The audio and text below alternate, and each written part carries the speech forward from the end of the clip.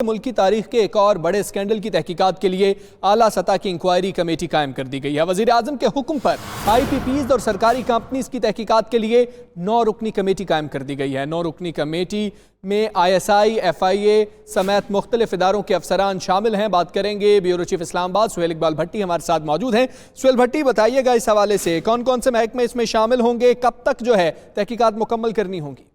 जी देखिए, वज़ीर-ए-आज़म के हुक्म पर एक 9 रुकनी आला सतही तहकीकाती कमेटी कायम की गई है, जो कि पावर सेक्टर के अंदर जो एक बड़े अरबों रुपए के स्कैंडल्स मौजूद हैं। भारी महंगी बिजली पैदा होती है, इजाफी लागत के ऊपर पावर प्लांट्स तमीर किए जाते हैं और उसके साथ फिर भारी टैरिफ वसूल करके तब ये इजाफी कौमी खजाने पर जो बोझ पड़ता है, उस सिलसिले के अंदर इंक्वायरी करने के लिए 9 रुकनी कमेटी कायम की गई है, जिसके अंदर ISI और FIA के नुमाइंदों को भी शामिल किया गया है। साबिक चेयरमैन SACP मोहम्मद अली को इस कमेटी का सरबराह बनाया गया है। इस कमेटी को आइंदा 2 महीनों के अंदर रिपोर्ट मुरतब करने की हिदायत की गई है, क्योंकि इस वक्त सूरत हाल ये हो चुकी है कि 900 अरब रुपए सालाना हमें कैपेसिटी पेमेंट की मद में पे करना पड़ते हैं। पाकिस्तान में दुनिया के मुकाबले में महंगी तीन बिजली पैदा हो रही है।